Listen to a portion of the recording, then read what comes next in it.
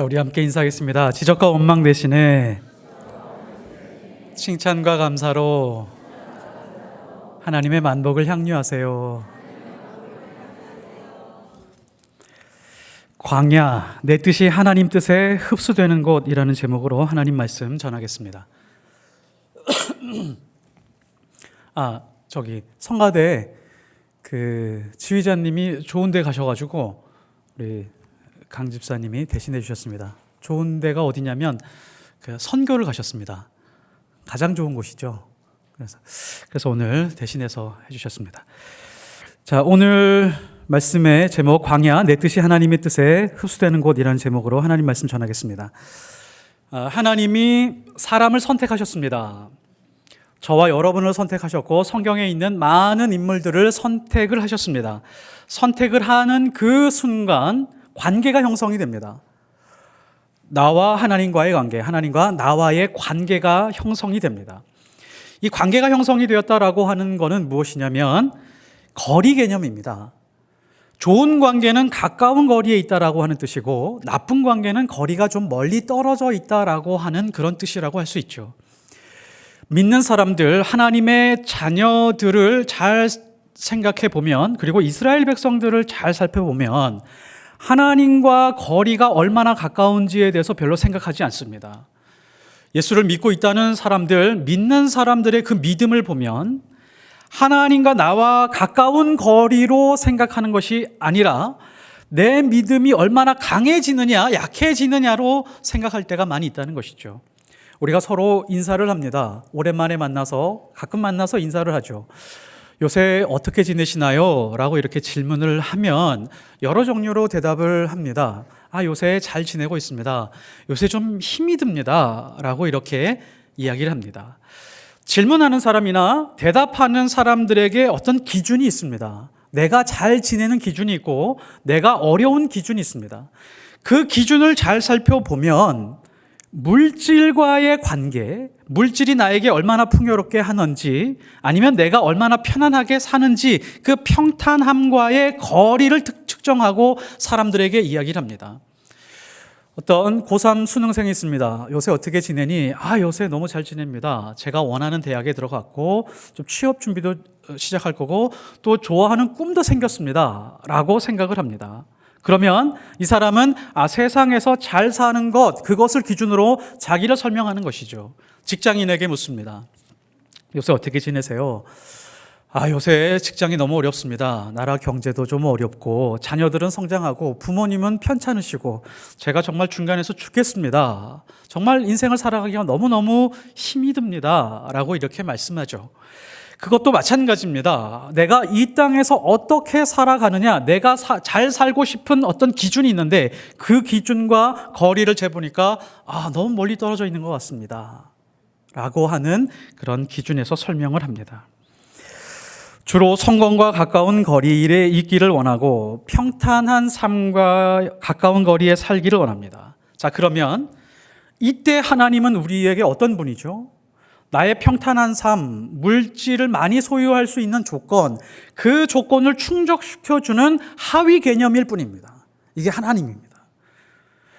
내 인생의 전부라고 하면 그거와 상관없이 하나님이 최우선이 될 텐데, 만일에 내가 어떻게 살아가고 있는지를 설명할 때 하나님은 사실은 뒤로 밀려날 가능성이 매우 높습니다. 거리를 어디에서 측정하느냐에 따라서.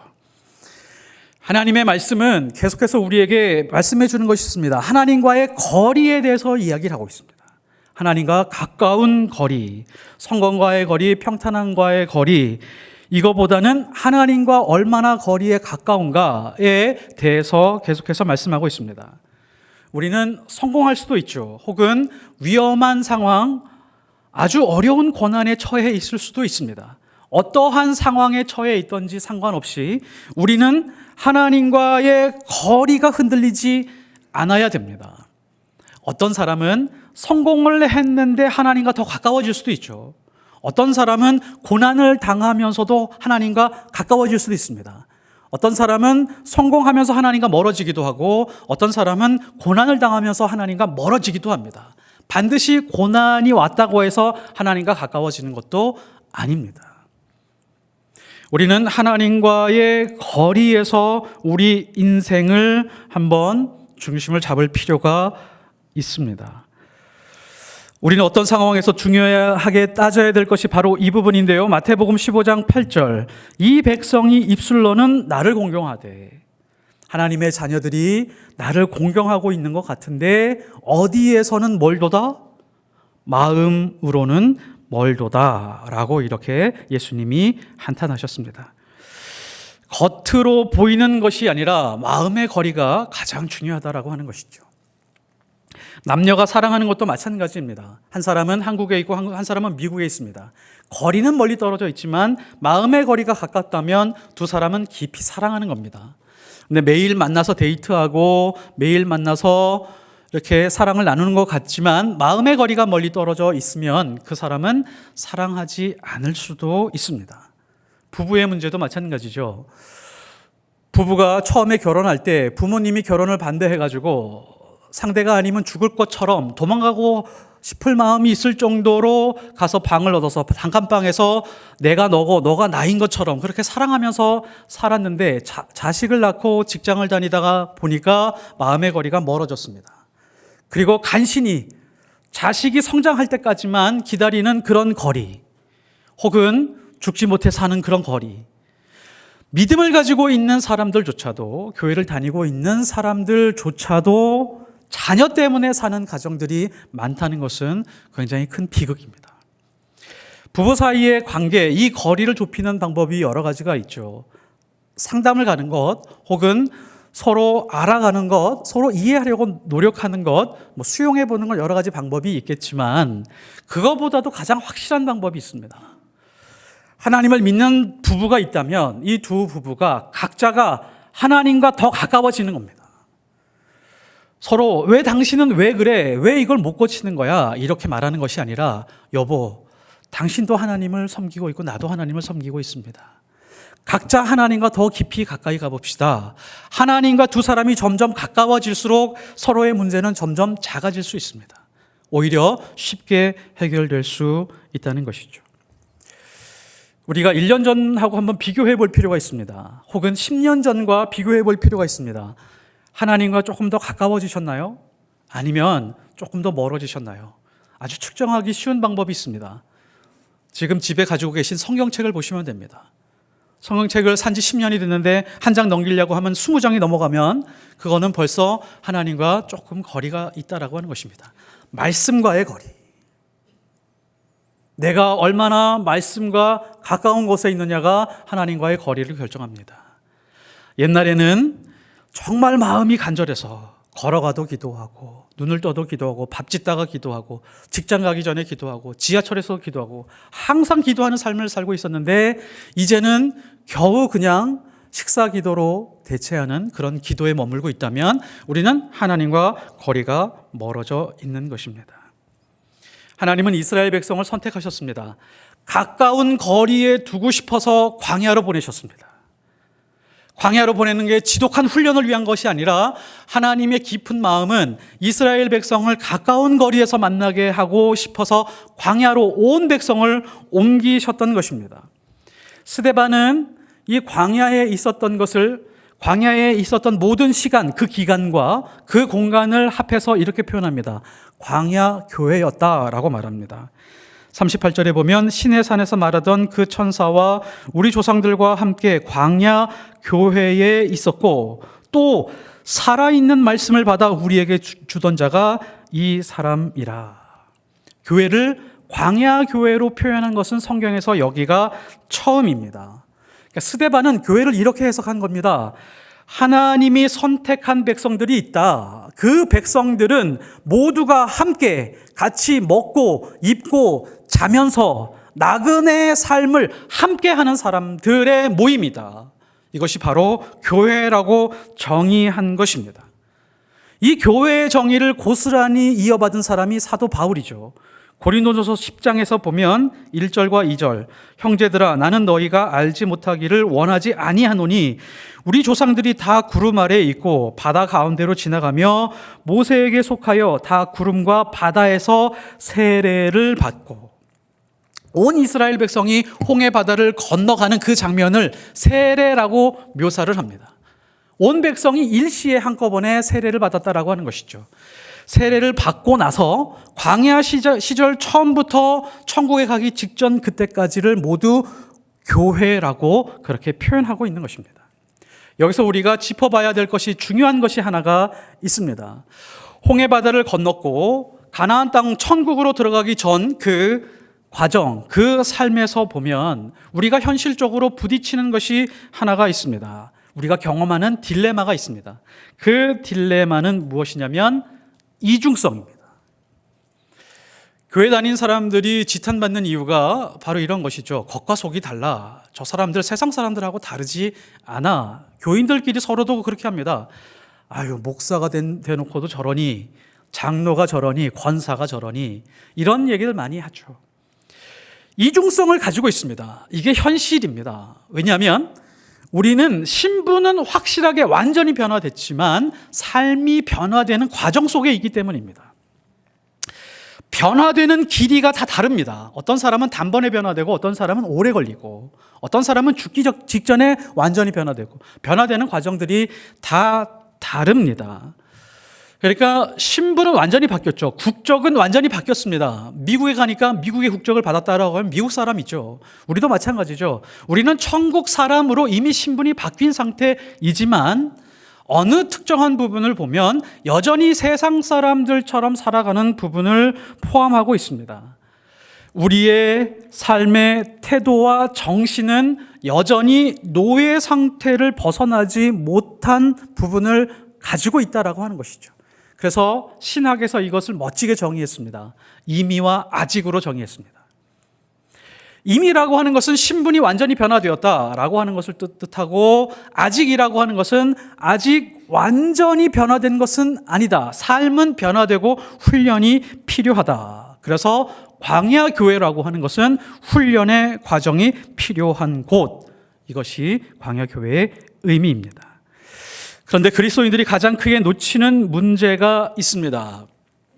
우리가 광야라고 하는 것, 고난이라고 하는 것, 어느 특정한 기간을 설정해 놓고 이렇게 생각을 합니다. 하나님이 훈련의 기간을 주셨어. 그리고 훈련의 기간이 끝나면, 이 고난이 끝나면 그 다음에 축복을 주셔서 이 땅에서 많은 것으로 누리면서 살게 하시겠지라고 하는 기대 속에 살아갑니다. 아니요, 그렇지 않을 수도 있습니다. 광야라고 하는 곳은 가장 첫 번째 목적이 지나가는 곳입니다. 지나가는 것이 첫 번째 목적입니다. 어디로 간다고요? 천국에 도달하는 것이 최우선의 목적입니다. 그런데 하나님의 백성들은, 하나님의 자녀들은 이 땅에 살면서 간절하게 바라는 것이 있는데, 그 간절하게 바라는 것들을 잘 생각해 보면 마치 천국이 없는 것처럼 그것을 바라고 살아갑니다. 마치 천국에 늦게 도달하고 싶은 사람들처럼 세상에 내가 태어나 보니까 지금처럼 살기 좋은 때가 없었어. 더 오래 살다가 내가 천국에 가고 싶어. 어차피 천국에 가면 영원히 살 텐데. 이런 생각 속에서 살아갈 때가 많이 있습니다. 그러면 하나님의 뜻과 전혀 다르게 살아가는 것입니다. 광야는 분명히 하나님의 백성을 훈련하는 장소입니다. 어떤 훈련이 필요할까요? 광야를 지나서 가나안 땅으로 들어가게 되면 그 가나안 땅에서는 전쟁이 기다리고 있습니다. 전쟁을 치러야 되면 가장 필요한 것이 군대를 조직해야 되죠. 군사 훈련을 해야 됩니다. 무기를 비축해야 됩니다. 이게 최우선이죠. 그리고 나서 안보가 정해져야, 안보가 안정적이어야지 국민이 안정을 누릴 수 있죠. 근데 하나님의 방법은 이 안보에 대해서 일도 신경 쓰지 않습니다.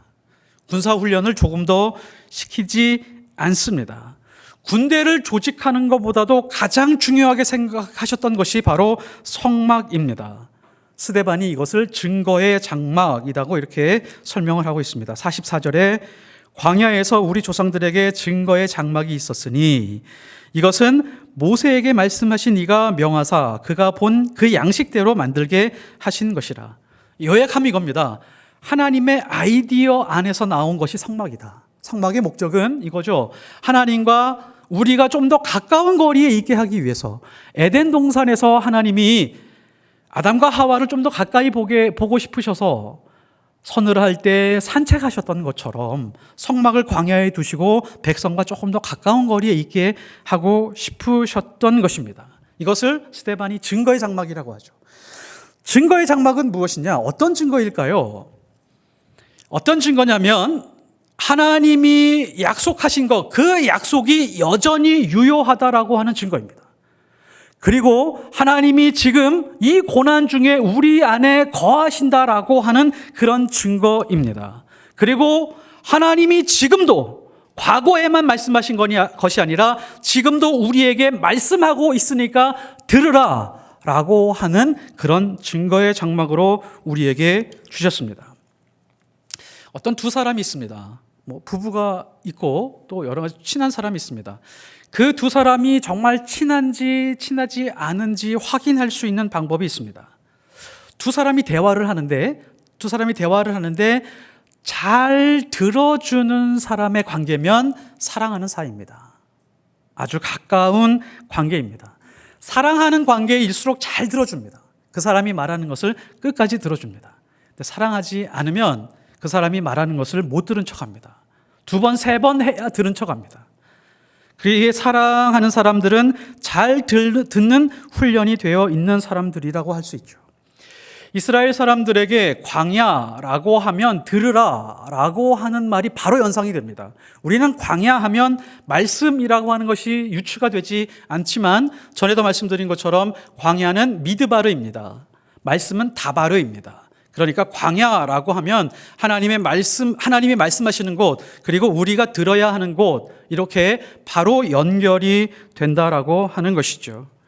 그런데 하나님의 말씀을 들었을 때 자기의 주장이 훨씬 더 큰 것, 이것을 뭐라 그러죠? 이것을 원망이라고 말합니다.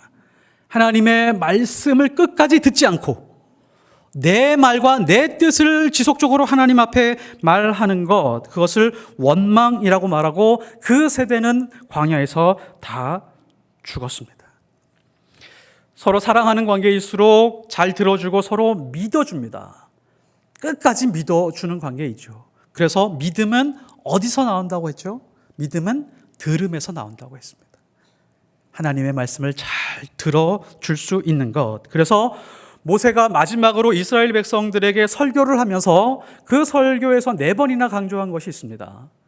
들으라 이스라엘, 이스라엘이여 들으라 라고 하는 것이 모세가 강조한 것이고 지금도 율법을 통해서 이스라엘 백성들에게 말해주고 있습니다. 신명기 27장 9절, 이스라엘아 잠잠하여 들으라.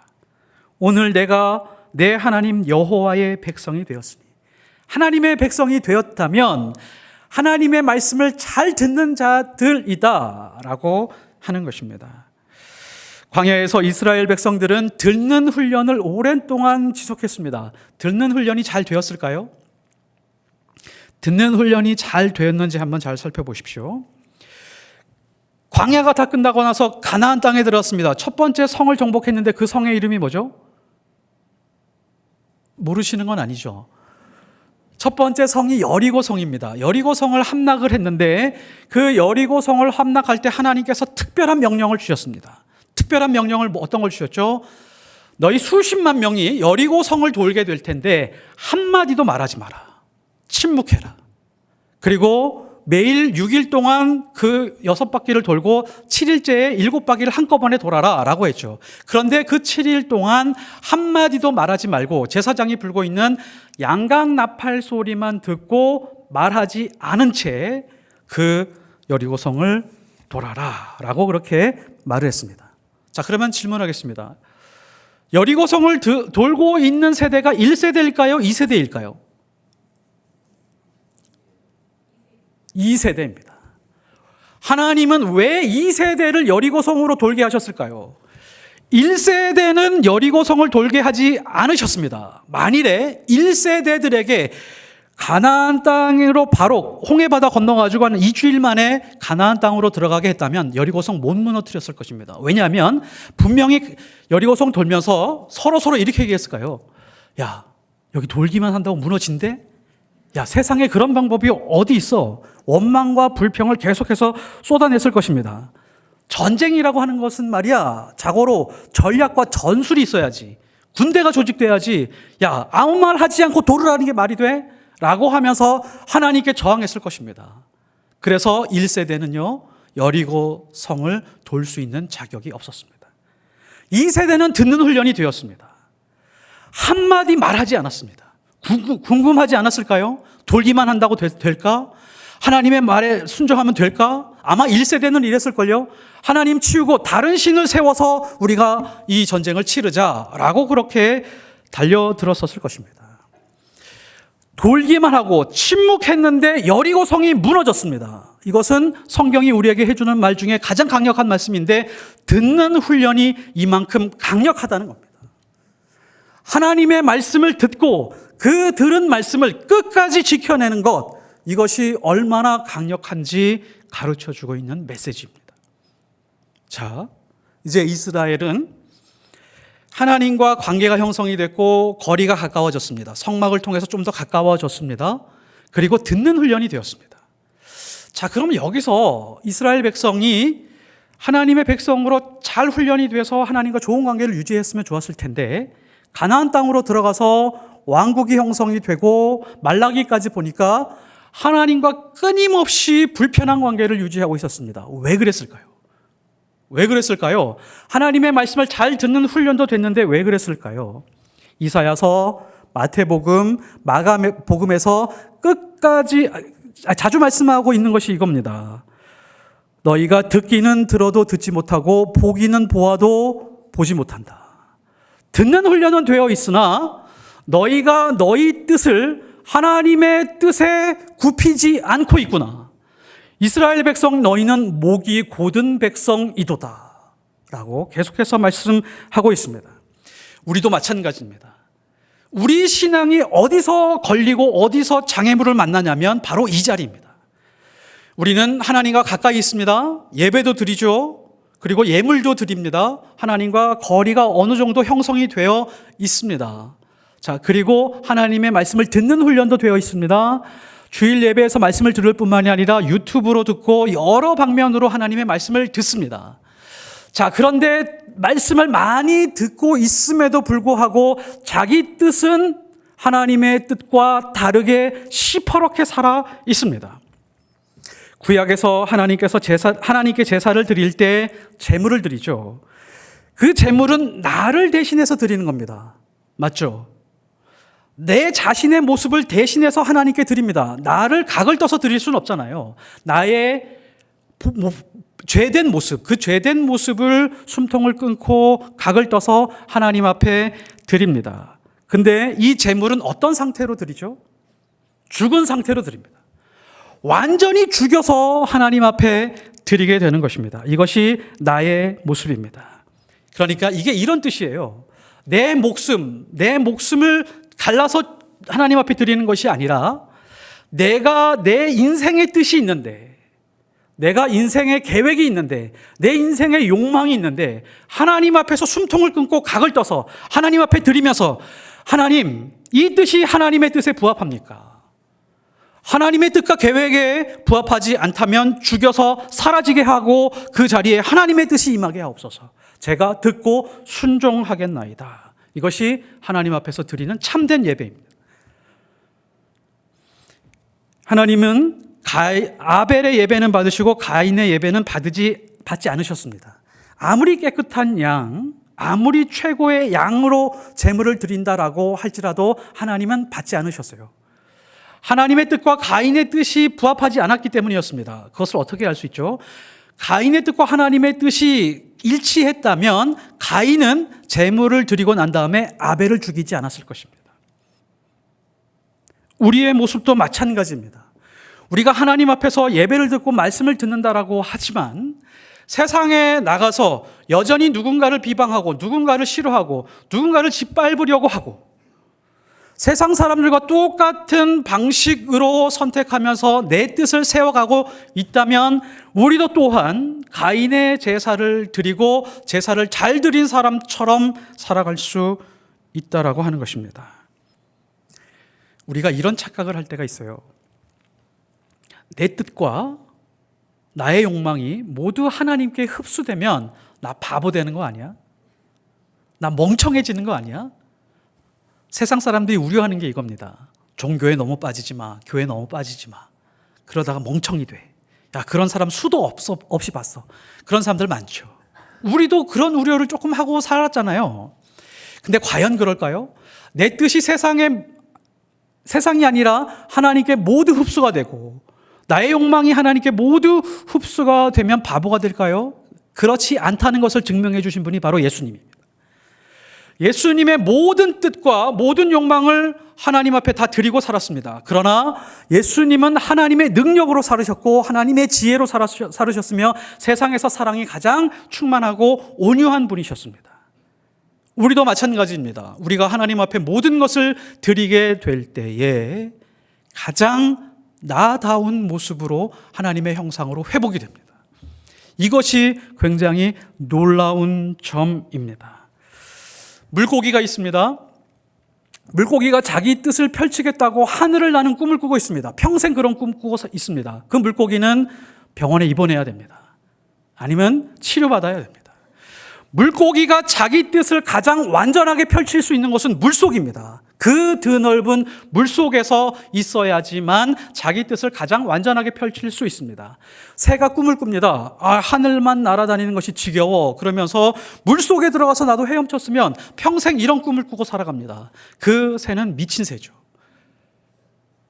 새가 가장 새답게 날 수 있는 것은 바람을 가르면서 하늘 위를 날고 있을 때입니다. 기차가 꿈을 꿉니다. 이 두 줄 위에서 내가 평생 살아야 된다는 건 너무 불편해.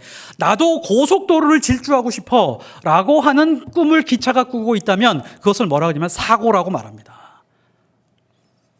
그런데 사람이 그렇게 살아가고 있습니다. 인간들이 그렇게 살아가고 있습니다. 하나님의 뜻에 벗어나서 도저히 말도 안 되는 꿈, 자기 욕망을 끊임없이 펼치고 죄의 삭슨 사망이라고 하는 그 사망의 꿈을 펼치면서 살아가려고 애쓰고 있습니다. 물고기에게 물은 감옥이 아닙니다. 새에게 하늘은 구속이 아닙니다. 기차에게 철길은 속박이 아닙니다. 인간에게, 한 사람의 인간의 인생의 운명에게 하나님의 뜻은 절대로 속박이 아닙니다. 가장 그 사람답게 살 수 있는 하나님의 형상을 회복하는 길입니다. 말씀의 결론을 맺겠습니다. 하나님은 자기 백성을 광야로 이끄시고 언제든지 하나님을 만날 수 있도록 성막으로 오게 하셨습니다. 성막에 가면 하나님과 가까이 만날 수 있었습니다. 나의 삶에서 예배가 첫 번째 기준이라면, 세상의 그 무엇보다도 예배가 첫 번째 기준이라면 우리는 하나님과 가까이 살아가고 있는 것입니다. 그리고 하나님과 가까이 있으면서 듣는 훈련이 잘 되어 있다면 우리도 또한 좋은 신앙인이다라고 이렇게 평가할 수 있습니다. 그러나 여기서 멈춰서는 안 됩니다.